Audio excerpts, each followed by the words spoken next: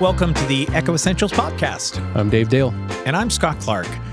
We are getting into sports. Did you play a lot of sports as a kid?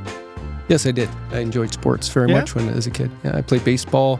I golfed a lot, and I got into boxing.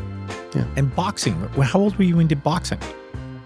Too late to do any good when I needed it, but I got into real boxing when I was 17.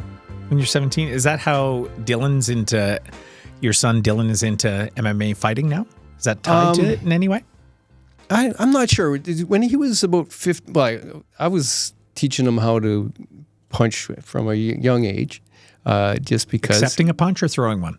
I taught him how to defend himself and throw one, right? Okay. But my dad never taught me that. Yeah, I thought it was when I bounced around from schools, I was in 10 different schools before I got out of high school. So I was in a lot of fights, and I lost a lot of fights. And I was always begging my dad to let me get into boxing, get trained. And my dad was an office guy, pencil pusher. He couldn't throw a punch. Mm-hmm. He could cuff and a ring to the head once in a while, but I needed to learn how to fight. So when we moved down to Canton, Ohio for my grade 12, I said, that's it. I got to learn how to fight. And so, yeah. So I wanted to get Dylan that experience when he was like 15, 16. Helps your self-confidence. And as soon as you learn how to fight, you don't have to fight. Mm-hmm. But he had a shoulder problem, so he couldn't do that when he was 17. But he had a love for it, and he was a UFC fan. So that's why he's into it. Oh, interesting. And you were never worried about it's an incredibly dangerous sport. I think he would agree, too. Football is more violent. And he was playing university football, so he would know. You got 10 other guys, 11 other guys on the field that could take you out when you're not looking, or rolling in on you from behind, or just a constant battering through a game. A fight, like in a cage or something like that, you have one guy to worry about, and you have a ref to take care of you, and you have a fair chance, and it doesn't last as long. I can see that. One of the sports I played, and I toured rugby. I played it for a number of years, and everybody's like, "Oh, that's the most brutal sport." Da, da, da. And I'm like, actually, because I played football in the 80s, actually, I said, yes, it's very tough in a lot of different ways, but you actually learn how to tackle properly. In football in the 80s, you tackled with your head. Yeah. You used it as a spear. And I'm sure the helmets are far better today than they were back then. I'm sure I was concussed once or twice in football, right? Oh, yeah. Rugby, no. You learned how to tackle. You tackled with shoulders. You brought people down. You grabbed legs. You brought down. Yes, it was, quite violent, but also you have no padding. Yeah. So you do feel things, and you don't hit the same. A few of Dylan's injuries, the worst ones were in hockey, when you have lots of padding. I always thought, Don Cherry agreed with him, the padding of the shoulder pads were too much, and they were causing injuries because you didn't have to worry about it. But that, if you hit somebody in the wrong place with a shoulder pad, your elbows, right. Yeah. So we have Paul McLean coming in today because we want to talk about sports and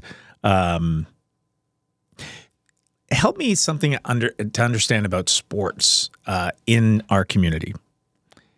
It seems like such a vibrant thing that people are very passionate about. But you've told me in reporting sports was never a big page turner for a lot of people. How important was it to report on sports? Or has reporting on sports changed because of technology today? I think the reporting changed because of technology. With the Nugget was a big sports reporting mechanism that everybody counted on through all the 60s, the 70s, the 80s, the 90s. But when sports teams started using their own websites and social media, they didn't need to go to the newspaper or anywhere else for the score. Yeah. And if they lost, they certainly weren't going to share the coverage.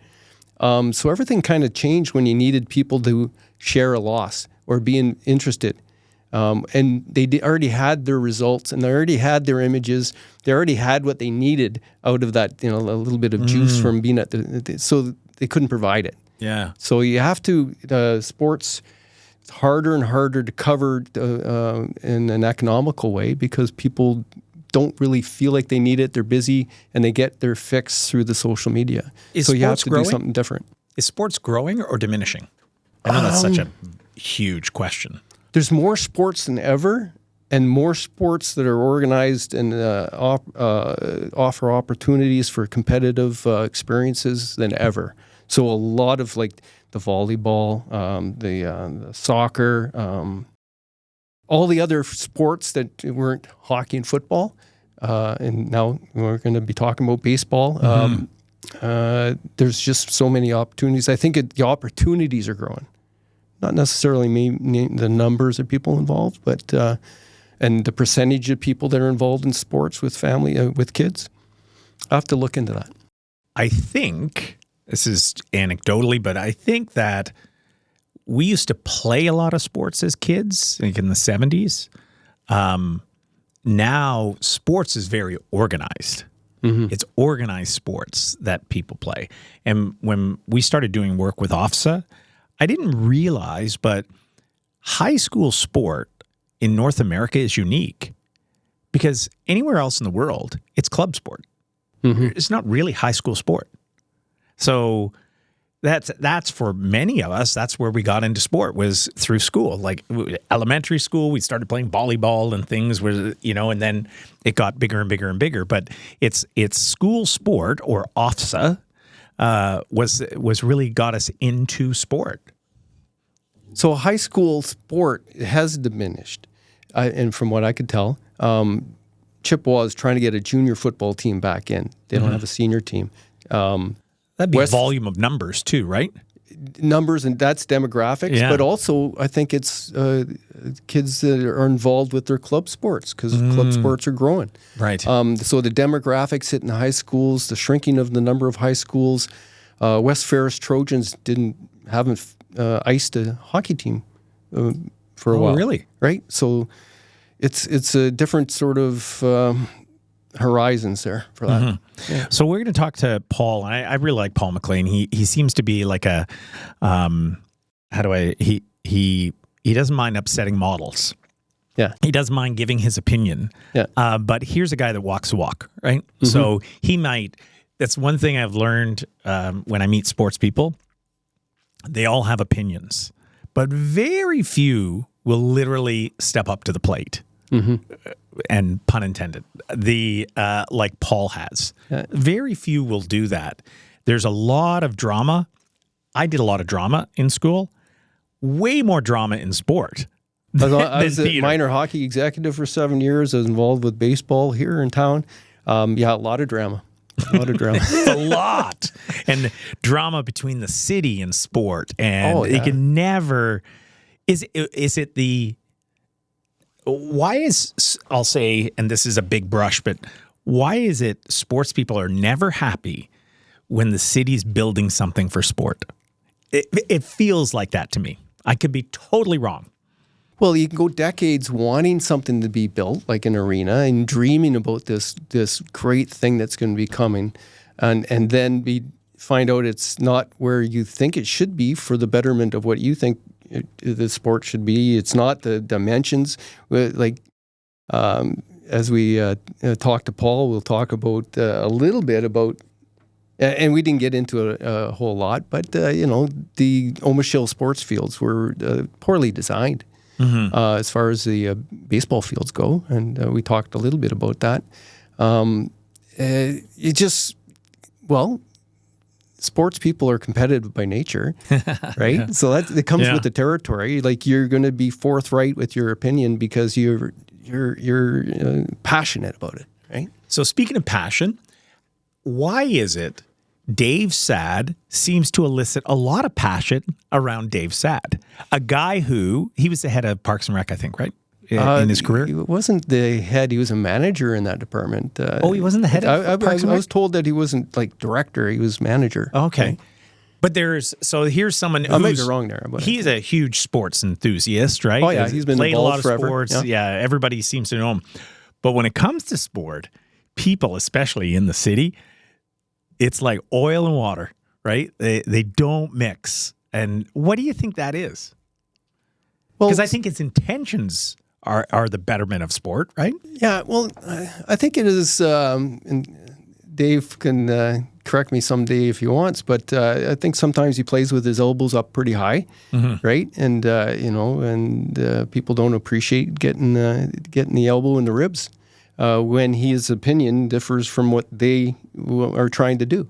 And so he's probably played the game a little rough when he wasn't getting his way. And, if I don't blame him, I do the same thing sometimes. But that's going to make you some enemies, right? And that's going to make some people think that you're not doing it for the right reasons either. But when I first arrived personalities. When I first arrived in the city, 1991, I remember going to Centennial Games, and I didn't even know who Dave Sad was. My first of who Dave Sad was he was a linesman. Yeah. And the crowd used to scream, "Drop the puck, Sad!" Like he was, even the crowd didn't like him. Well, he had his way about him, right? So, like, when Dave was going in to break up a fight, he was a smaller guy than a lot of the hockey players, so he had to play up, right? So he'd come in and grab a guy by the shoulders and let his body swing the guy around to take him out, because that's the only way he was going to break up that fight. Yeah, right? And there was a lot more fighting back then. Yeah, a lot more fighting. Yeah, and as far as the dropping the puck there, he's very particular about things, and some people think that he's there for the show, right? He's part of it. I think was trying to do good stuff. He had good intentions. He just had a personality that was irksome. Well, I think Paul McLean, we're going to hear from Paul now, and he's one of those guys that he seems to get along with a lot of people. He gives back. He may not have grown up here in the city, but my time with Paul, it feels like, he's really part of the fabric of sport and everything outside of that he has a successful sports store. Like, he's literally involved in sport in our community. And I think that's great. And that's the type of guy we need in there to bring it to, you need that new generation of excitement, and he's got it, and he's got the experience. He's heard every little complaint and story. I bet, eh? Well, like, I used to go there for Dylan stuff all the time. So it was a 15-minute to 20-minute chat about the latest drama. yeah, I bet. Yeah. All right, let's hear from Paul. Hi, I'm Natasha Laframboise, sales representative with the Laframboise team at Realty Executives Local Group Inc. Brokerage. We are a local real estate team here in North Bay. Our team of sales representatives, Matt Laframboise, Phil Seguin, and Adam Negro, are ready to help you through the buying and selling experience. We have been providing service to the North Bay and area community for over 17 years. Our goal is to provide knowledge, support, and guidance in order to prepare your home for sale, bring it to market using multiple selling strategies, and get it sold. As a home buyer, we have 2 buyer's agents ready to help you find your home sweet home. If you'd like to know more, check us out on our website, laframboiseteam.ca. We are always happy to help.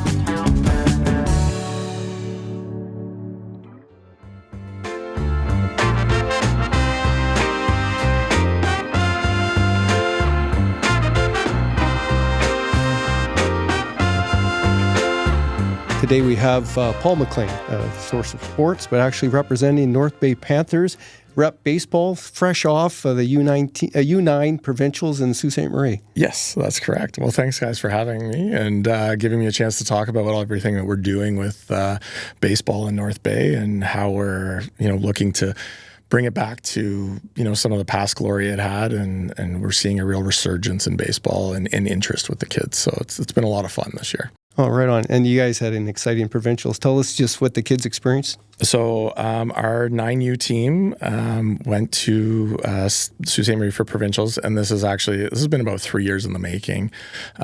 So my son Emmett is in his final year of 9U. He moves up, but we started, and he was one of 3 underagers that played on a team we put together, kind of coming out of COVID, and it was the first Panthers baseball. Panthers is tied to Canadore. So this was knowing that the Dome was coming, Canadore putting in a baseball program. Right now they're like a club team with the plans to become an OCAA varsity baseball team. And so the idea is that, hopefully these little guys on my son's team and some of the other ones that are around have a place that they could play college baseball in North Bay. So that's a bit of a long sight went out, but we're really excited about that. And the Dome opening soon is going to allow us to have a chance to practice baseball throughout the winter, attract new people to the sport, and really hit the ground running. So anyways, so 3 years ago, we went down to Brantford for a tournament. We had no idea what was going on. Didn't know how to warm up properly. The kids kind of had ragtag uniforms. I didn't have a uniform, and so I wasn't allowed on the bench. It was some really interesting rules. We had never seen their pitching machine before, so my son, we got him in catcher's gear because that was new that we needed to have it.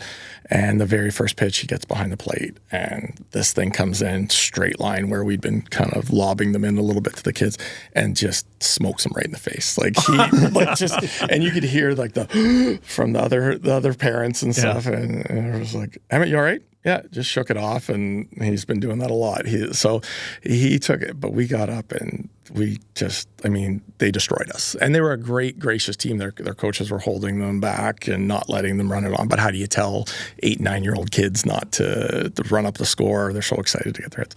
So that was our first year. The second year, we brought on 3 more underagers and had a team of 12 kids. We went around, played a few more tournaments, had some games with Sudbury, and it started to develop. And they had played in our local league as well, but they had this team that would go off and try things. And so that was a really good experience for us too. We took our lumps, and by the end of the year, we were starting to see something, and we were learning what was out there, and that's where provincials and, okay, well, we could do this. So we worked on the winter. We were actually practicing in the gym around January, held tryouts in Canadore's gym in April, which was a first for us. And we put this team together, and we played 40 games, I think, this year, and traveled to a tournament in Muskoka, hosted teams here. The Sioux was very excited to have us be somebody to play against. They have a really strong program, but they're kind of on an island and don't get to play a lot. So they came to us, we went to them, and then we went to their provincials, which they ended up winning, and they're a class organization, super supportive parents and coaches. And our kids got to go up there, experience an opening ceremony, play on a right-sized little league field for them that, had short dimensions. One of their players hit a home run in the game against us, and, just to see the excitement on the kids. And we've really gotten somewhere, and to watch the kids, it was very hard to see those kids crying and losing and all that. But, it was a really amazing experience. It's a long journey, though, from just a few years ago to provincials. And tell me a little bit about, you sort of intimated, because we haven't been a baseball family, and we played a little bit, but just a little bit. So you intimated. I coached Ben when he was little. That was the one. Yeah. That was the one. The one time he did T-ball. Yeah. Then he went up to, I guess, what would the next level be after T-ball? We would have called it rookies. So rookies, senior. right before Mosquitoes, right? Oh my gosh. Yeah. And the game was like 8 hours, right? Because the pitcher has never pitched, and it was like, okay, this is painful. Like, it's a big commitment. But you mentioned that this Panthers team, did it go away at one time? Did this level of baseball disappear and you brought it back? So Dave coached, and one of, I remember. Yeah, it was North Bay Stingers before this. Okay, I remember the Stingers, yeah. And it was something that Larry Tukas. Larry Tukas was involved with, really making it very competitive. He had some really select teams, and they won some championships. We hosted, he hosted Sobas one year at the new OHL, actually. Okay. And that was the last year for that. And then we played a couple more years for Stingers as our kids went out, and I'm not sure when it ended, actually. So I know Jacob Brown actually had the last Stingers team, I think, and again was trying to rejuvenate it. Right. And then obviously COVID was a wrecking ball to a lot of youth sports. Right. And also, just there's too many great volunteers to name who were a part of it, but in most cases they were there because their kids were involved. So as kids age out, you start to lose some of the volunteers. So where I really kind of got involved, my son had been playing t-ball, but I'd been involved with baseball ever since the store opened because we needed a sport that wasn't just hockey. I didn't know how I'd survive for 3 months. Now hockey's a 14-month-a-year sport, it seems. It's insane. But so I had a love of baseball growing up, and I've got buddies. We would go to the home opener of the Jays game for like 20 years. It was just it was fun. My girls play soccer. My wife coaches them in that. It's not my bag. So, this was exciting to get to do baseball. And I've been working with the Baseball Association for so long, managing equipment as, again, volunteers were falling off and it was hard to do. So we looked after that, the uniforms and things. So now I got to kind of get my hands dirty and see what was on the field. And that's been an amazing part. I've got such a great staff. I get to be a sport parent. And even as the store keeps getting busier, I spend more time at the rinks and at the fields learning what the parents are going through. So I kind of got to see it and was seeing, okay, this is what's missing. And when the Don Norman was the last president of the association, when it was his time sort of to step back, association-wide email, looking for volunteers and crickets. And I said, Don, I've got a kind of off-the-wall idea here. I want you to hear it out. And what I suggested was we take it over with the store. And we would manage the association that way. And I would take my employees, who I'm paying to at least do the work. And then, there's a little bit more accountability, a little bit more time. And, we're just going to make sure. So we ran a skeleton staff like Curtis Winrow. North Bay baseball wouldn't be where it is today if he hadn't put in that work and sort of until I kind of got up to like, okay, we need to do this, we need to do that. And that was one thing too. I had to explain to Curtis, like, I'm not saying anything that I'm bringing here is like, you didn't do a good enough job. Like, we're not here without you, but we'd like to raise the level. And so this season, we brought on a staff. This is the connected sports, the sports admin side that we have, but I have Laura McKenzie working at the store. She's just amazing. And so we were able to build a website, bring all of our registration online, apps to parents to know schedules and changes. Emails could be answered every day as opposed to, if we got busy at the store, it was hard for Curtis to kind of get involved. But all that, just to kind of bring it back to here. And now we're really seeing it. Is the administration side of sport much more intensive than what it used to be? Like compared, and hence why you've created this piece? I believe that the parents have raised expectation. We've just seen more things and more places. Major league sports are, even that much more things that go into it. So I think it is hard with everybody in their busy lives to volunteer, and you get people with the best intentions. So I never want to sound like I'm just, saying something negative about the volunteers, but when you get home after a busy day and then the kids need this and you got to take the dog and you got to cut the grass, like, the volunteer stuff can find a way to sort of slip behind. The administrative overhead for leagues is massive, and it is growing in sort of in how cumbersome it is, because there's increased liabilities and confidentialities. There's a lot of different parts of it. When you have a league president with his wife, the treasurer, secretary, and somebody else doesn't show up, and it's really tough for a lot of leagues to keep up with the requirements, right? And you may have a board that has 10 members on it, but it may have 3 or 4 that are really doing all the heavy lifting, and sometimes the other 6 are having great ideas but not doing anything to provide, so they're just piling more work on. And then there's an expectation from parents now in terms of knowing when the schedule is or if something gets moved.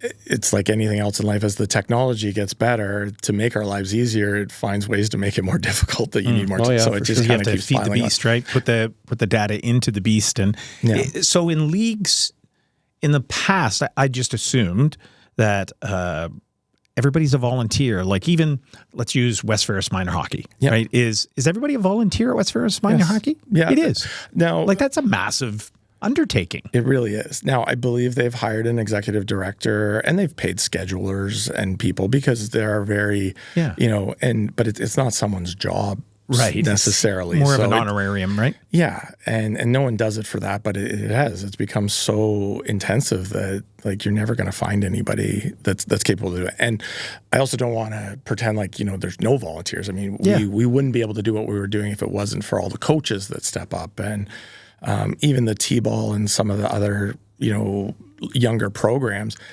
There wasn't any structure.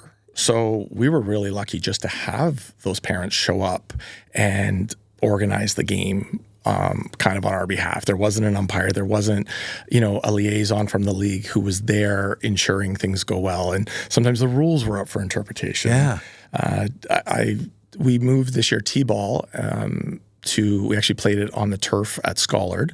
And instead of playing T-ball games, which was the past sort of way we would do it, we had all the kids on the night, and they had different skill stations. So you would practice something for 10 minutes on hitting and 10 minutes on throwing and 10 minutes on catching. And, and you would just kind of go around, keeps the kids engaged and working more on skills as opposed to just throwing them in the field and go, throw out the first. Like there's a lot of good intentioned yelling, but you are yelling at 4-year-olds.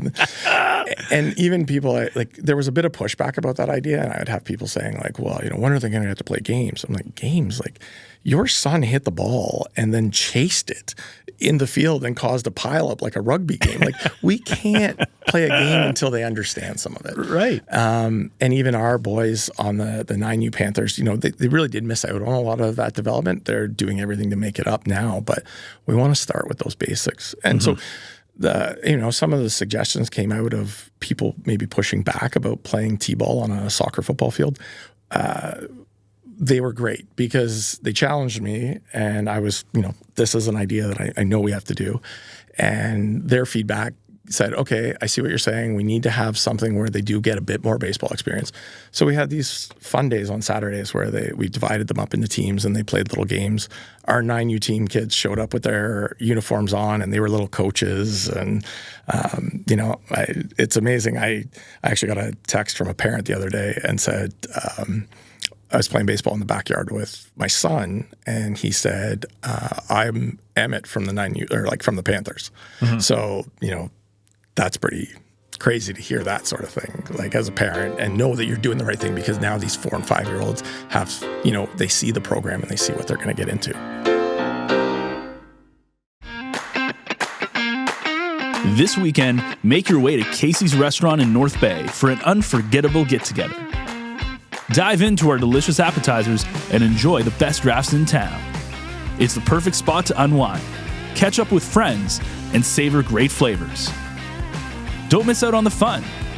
Join us at Casey's for a weekend filled with good food, great drinks, and even better company. Are parents today much more, I don't know if the word's receptive, but they want their kids to go out and play? You need to go out and play. Yeah. Rob Supa told me a story just today. He was saying that his son, have you met his son? Oh, yeah. He's an incredible paddler, right? Yes. And how he got into it was he loved video games. He just loved, that's all he wanted to do was play video games, which a lot of young people do, right? And Rob said to his son, he says, you can play all the video games you want, but you need to join the canoe club. Yeah. After you're done with the canoe club, come and play as many video games as you can squeeze in, right? It changed his life, right? Now he's an elite paddler, 14 years old. I've seen some pictures. The kid's incredible. Well, he's paddling alongside Olympians when he goes to the regattas and stuff because of the way it's set up. So you really get to see that. So it's getting these kids outside and is that, I'm thinking that's helping the sport. I think it is helping the sport a ton because, those, I'm not going to lie, those video games are way more attractive than they were when I was a kid. There's just so much detail. And YouTube would be another one that's just, you're not sitting like, there's nothing on TV, let's go play outside. It's they can find anything at their fingertips. So getting them out is certainly something that the parents want. What I'm experiencing is parents are willing to do so much for their kids. But it's about making sure that it's there for them. And we can talk about elite sports and how it's costing things out, and it's a problem that needs to be, sort of looked at, and finding more just sort of grassroots local things to have. But at the same time, you don't want to hold the people back that want more. And if you can have more and have these things, they're very engaged, and they want to be there, and they're willing to drive their kid to further than you ever would have thought, to do things like driving to Sault Ste. Marie to play a weekend of games and then going back a second time at the end of the summer for provincials. But the parents on our team with the kids, like whatever we needed, they were all in. And that's always the push-pull though, eh? Like every sport, minor hockey, you have those are satisfied and they're very appreciative of house. And they have those that think house is a development system for rep teams.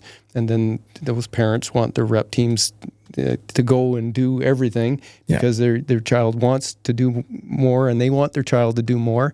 And but there's always that you need the house for the recreational benefit for the kids to get out of, have something to do outside, and you need that house to develop the players so that they have a chance to play a little bit more competitive.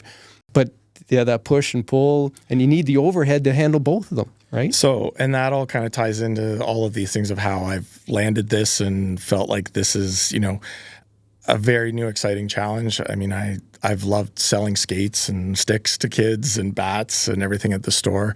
But after almost 20 years of doing it, it's, I'm looking for a new challenge. And I feel like I have I'm in a very unique position that it benefits my business. I'm not going to be shy about that. So the more kids are involved in sports and the higher level of sports, the more demand for the products I'm selling. So I'm happy to involve myself and create this infrastructure and look and see, because my day is sports. Like I don't really get home and talk about what happened in the Leaf game because I've been talking hockey for 12 hours about, local stuff.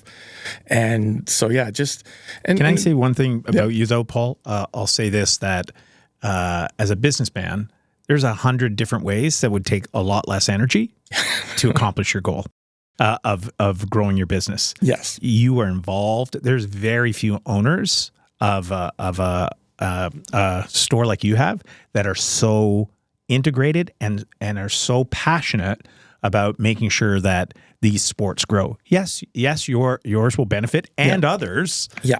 But I just want to acknowledge that. Well, I appreciate that. And, that's the truth. But yeah, it's a great drive, and it's a great thing to get to spend so much time with my kids in it. Yeah. My son's 9. I've got a 15-year-old daughter that plays hockey soccer. I've got a 12-year-old daughter that plays hockey soccer and other high school sports and stuff. And, the clock is ticking. Like, it's so I want to soak up as much as I can. I want to give them the best experience possible. So you said to me in a conversation, which was interesting, when you were talking rep and house league, you said, Scott, I really want, the house league kids to experience the rep experience. Yes. And give them that fulsome, that they don't have to shell out tons of money just to have a great experience. Talk about that. Yeah. So, and I didn't want to correct you, but it is something I was going to bring up because one of the, it's a small change that we made this year, but something that's been bothering me or I wanted to work on over the years was that idea that house league is like less than. So, and it's one thing to hear a parent like, oh, my kid only plays house league. And that's disappointing to me because there's nothing wrong with that. You should be happy and proud that you're taking the time to get your kid in sport. It's even worse to hear a kid say, I only play house league. So I'll get like emotional over that. So a little change, and not, everybody deserves a participation ribbon or whatever, but we changed the name in baseball, and it's still, I'll catch myself too, but we call it local league. And local league means you play in town. I like that. Okay? Yeah. And then I really like that. And then rather than rep, it's travel. So you've got to travel and you've got and you've got local. And we want those local kids to feed, because you never know what happens. They go through a growth spurt. They suddenly, I love this sport, and they're throwing a ball against the wall or playing catch with their neighbor. My kids would come home, or Emmett would come home from baseball, and I'm really fortunate. My neighbor Jeff is the coach of the team, and his son Eli, they're playing wiffle ball till we're actually like yelling at them to come home or get in the house because it's dark. Like that doesn't happen anymore. There's no road hockey. That's the 70s. So we want to add that. And yeah, they're like, so this year, the local league teams, we've been doing this for a little while. We borrowed minor league baseball logos, which have some really cool names like the Trash Pandas or the Mellows, and it's like a flaming marshmallow. So we did that, and they had, kind of cooler uniforms rather than just, Tico's bail bonds on the back or some sponsors, my little Bad News Bears reference. Yes. And so we upped the uniforms. And then this was the first year where we actually made apparel available for those parents to buy. And lo and behold, the parents were buying like a hoodie or a hat or a t-shirt to go with their team. Yeah. And because they're ball players. So, and yeah, next year we want to work on getting the walk-up music and possibly streaming local games so that can be shared with their parents. All the same stuff we're doing for the travel kids we want to have for the local kids. This is a good segue into the difference what you're seeing when you travel to these other cities and their facilities compared to what we have and experience here in North Bay. So I've definitely been critical of North Bay facilities. I think it's fair to be critical of our arenas. Memorial Gardens is beautiful, but the other ones are really lacking. Our ball fields and soccer fields, after going around and traveling with my kids, are actually not as bad. Some have been maybe designed funny, but with some tweaks, like we really do have some things like baseball fields like Lennox looking over Trout Lake, and then you've got Amelia Park looking over Nipissing. They're beautiful. And, we have solid dugouts and the fences are straight. And, the grass does get cut. It's just a few things that, if we could add on to it and enhance it a little bit more. Like what? Well, I mean, some of the things would be, we have crushed gravel in all of our fields, and it's not, it's hard for the kids to play off. It doesn't necessarily, absorb the water as well. And so you're going to these places where there's dirt, or they've got a grass infield, or, we have the turf infield at Veterans in front of the O&R building, which is also an amazing looking park. Like that backdrop with the O&R building, and at night with the lights on it and the train in front, like you cut the trees in front of it, maybe hang some signs on the fences or put some padding up. They need a bullpen to be able to host OCAA stuff, so that's something we want to work on. A scoreboard is, there's a few little things like that here and there that, they cost money. That would be one of it. But when you have those things, it opens you up to, maybe hosting. And when those teams come and see those facilities, they're going to be that much more interested in coming back the next year. So, and there's a lot of potential for tourism. This is sports tourism right here. And sports tourism is a really easy buzzword to say, oh, we're getting into sport tourism. And it's like, well, do you understand everything that it involves? But if you do, it truly is one of the things where, back to the idea of the elite sports or the travel sports and the costs that, you incur, it's sad that that's sort of eliminated a huge section of people who really, aren't able to necessarily do that. But if you also look at from our own communities aspect, there are a lot of people in other towns all across Ontario or out of province that would come and spend money in our hotels and in our restaurants and in shops. So we just had a girls' provincial U13, I think. Yeah. And I was, we happy to jump on and sponsor that through the store. And they had, a great group of volunteers that, put together a great show. The girls lost a heartbreaker in the final of it. And, they got a lot of feedback that was really positive. They used, I believe, 6 diamonds in town to host the 23 teams that came. And we really, that's got me excited. We want to do that next year. Like, can we get a tournament in every age group and just kind of, each weekend knock off a different one? Because putting a tournament together is really a lot of work. But once you've done all that work, it's kind of scalable. You can kind of run that thing out. And that was a hockey tournament is a great example. Yeah, he's got it down pat. Yeah. And there's lots of people in town that have run tournaments for decades. But then that comes back to like, okay, what are we doing? Who has all the time to volunteer to do that? And I'm going to sit there and go, yeah, draw me up 8 tournaments. So, it's something that we want to put some infrastructure in this winter. And we want to get that tournament list out now and start trying to see who we can attract for teams. have had talks with the city, and they are very open to discussing, ways to better utilize our fields on the weekends and take advantage of that. They were great for us as well. We had our first week-long baseball camp. We had 50 kids in it. It rained, which first year running a baseball camp, wasn't really prepared for what to do in a monsoon. And the city was able to kind of help us take it indoors. And actually, Catherine Strang was great, and on the spur of the moment, you need a cab too. We got 50 kids and cars and everything. Really? And, That's cool.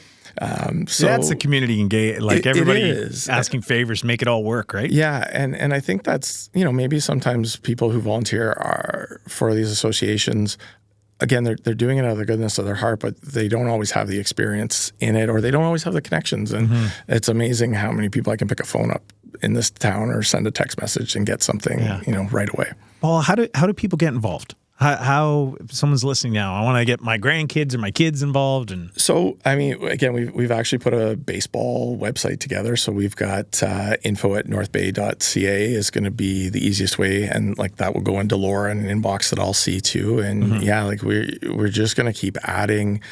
Because one of the things I've been saying too, if you coached in the past or managed a team or were part of the board, and it's still too much work because of busy lives. Maybe you're busy helping your grandparents or grandchildren out. I don't need you to take on that responsibility anymore. I want you to just kind of show up and help coach or show up and help do this. So I think we've got so many amazing students that stick around in the summer, athletes at both Canadore and Nipissing. I'd like to get some infrastructure involved if people can help maybe in terms of, helping job creation and stuff like that, how we can work with Yes Employment or other summer student things. I'd like to put those people involved. And I think by crossing over other sports or other things than just one. This is where we plug into your Timbit hockey? Yeah, for sure. We, a few years ago, it's Scott Kyle and a group with again, Mo Bedard was there, and Bob Fournier, Coach Bob, and so many other amazing volunteers ran that program for 20 plus years. Yeah. And, it kind of reached the end of Scott's time to be able to do it. And so he and I had talked because we'd always been great partners. We would host a registration day at our store. I would go speak at the information night and, kind of show some equipment and explain to parents, this is what you're going to need. Come by the store. I don't care if your neighbor gave you a helmet, but you want to know if it fits, come in. We want to make sure these kids have the right equipment. So that's kind of grown into us taking it over. And so we usually have between 120, 130 kids on the ice. And that's that introduction program. And the Nipissing Lakers have been long partners of sending. Mike McParland sends out his players to help out. Adam Dennis's involvement's been fantastic. So we also have a battalion. So similar idea. Those kids go and you're on the ice and you do a station for 10 minutes and then you do a station for 10 minutes and you do it. And then is that this weekend or what's that?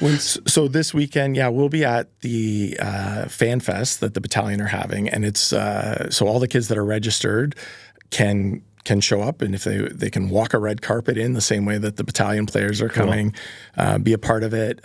Bauer's been an amazing partner to get on, as well as Tim Hortons. So, anytime I've needed something, Ken Coughlin and Brandon Moffat, great. Drop of a hat, do it.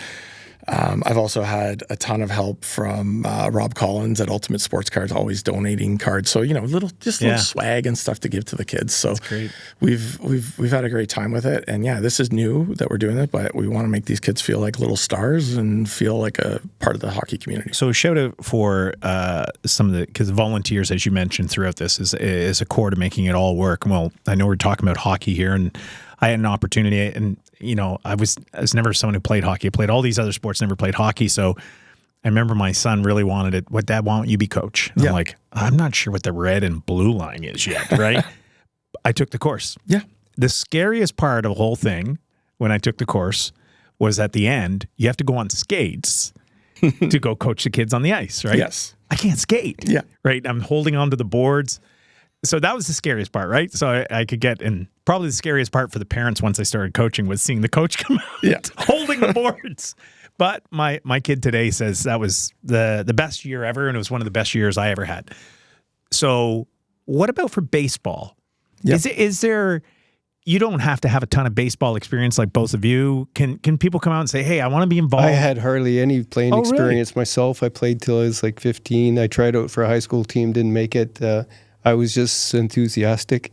And without, I just want to plug those as well. You were very helpful in helping me outfit Dylan for hockey and baseball. And it was never fun having a goalie for a kid, but Well, you had sympathy for me, and I appreciated it. Right? Yeah. I did it to my parents, so I've always had a good, try to look there. Because you don't need a lot of expertise for minor stuff, right? You just need to have probably a better attitude than I had, but you want to allow the kids to have fun. Be a little bit of a disciplinarian. Just be prepared to keep the kids corralled a little bit, but you don't really need to know sports that much. My assistant coach was Heath Marson.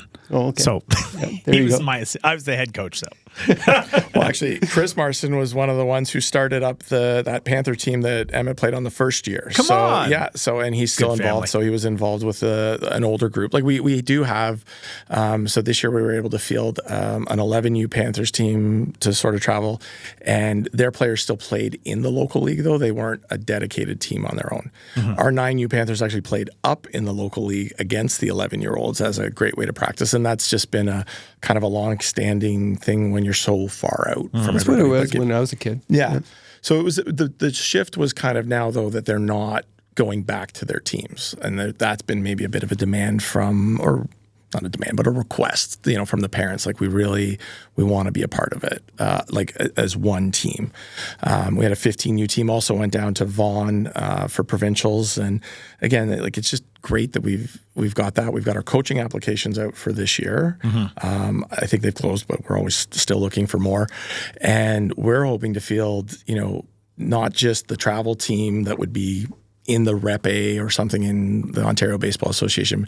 We would like to have under that a select team who probably still participates in the local league but goes to some tournaments and does extra. So and that's what it was when I was with the Stingers. Yeah. So if we could get that, my whole thing is to, shoot for the moon. And if we, get 60 to 65% of what I'm hoping to accomplish done in a year, I consider that a big win. And that was what we had. So yeah, we're hoping to field now a 7U team. So more feeder into it. Those kids coming out of T-ball, give them a little bit of that Panthers experience and, just more practicing that's going to raise the bar. And then the 15s would like to move into 18. So they'll play in our men's senior league that Jacob Brown runs and does a great job with in town too. And they're at Veterans or ONR field. So yeah. That's great. Paul, thanks for doing this. Yeah, thanks for all what you put into sports and all your time and effort. And we're grateful. Well, it's, I grew up in Collingwood and, it's been moved up here about 20 years ago with my wife. Didn't think we'd stay. Our kids are born here. This is home. The network of people that we've made. Sorry, one thing, because I talk so much. On the coaching, there are the travel kids. There are courses and stuff that are mandatory for to be rostered as the coach for that. But yeah, in the local league, we don't. But with the Dome opening up and our plan to have winter ball all winter with training and stuff, and we're going to have it on multiple nights too, so that if kids are busy with hockey or other sports, they'll be able to do it. But we do hope to have more and more coaching clinics that we could run and raise that level of coaching so that the instruction they're getting is maybe a little bit more uniform or a little bit not based on something that I knew 25 years ago. There's still lots to learn. So as we get things in place, that's one thing where, we'll be, trying to find the proper ways to seek out some funding so that if we have to bring up some instructors and, cover some costs so that we can make those courses as accessible and as, low cost to those volunteers that want to step up, because we still need them. But I don't think it's fair that you coach all year, plus you have to pay this and you have to do this. So that's where we're really looking to grow that. Same for umping, eh? Umpiring as well, yeah. And that is a need that we have, but we want to start having the 11U kids umping the 7Us just to get used to it and making sure that that's a viable job or something that they can have. And if we can cross over with the girls softball or get kids into officiating and maybe they want to be hockey referees or basketball referees, that would be great. Cool. So, yeah. Right on. Well, thanks for having Well, me. this is the kind of energy that sport needs. So this sure. is great. Well, I'm excited and I'm open to all ideas and anything. So I'll just keep piling it on the plate and love to do it. So. And I'm so happy you're getting along with the battalion now. That's another podcast. It's another podcast. Adam's fantastic. I think you're going to see amazing things they've done. I agree. Great work on the ice for the last few years. And I think what you're going to see off the ice and the community engagement is going to blow a lot of people's minds. Well, this has been another Echo Essentials podcast. I'm Scott Clark. And I'm Dave Dale. Thanks for viewing. Please sign up for the newsletter and like, share, and comment.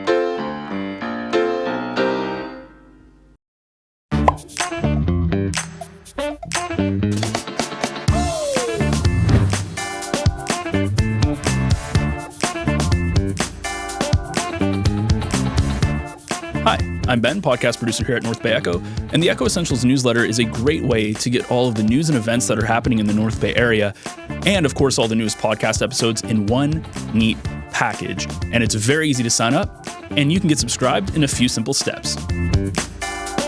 So first, you're going to want to head on over to northbayecho.ca. While you're on the home page, you'll see some of the shows that we offer, but we want to keep scrolling down to this panel right here. And you can see there is a box to type in an email address for the Echo Essentials newsletter. So all you have to do is type in your email, make sure to check the box below.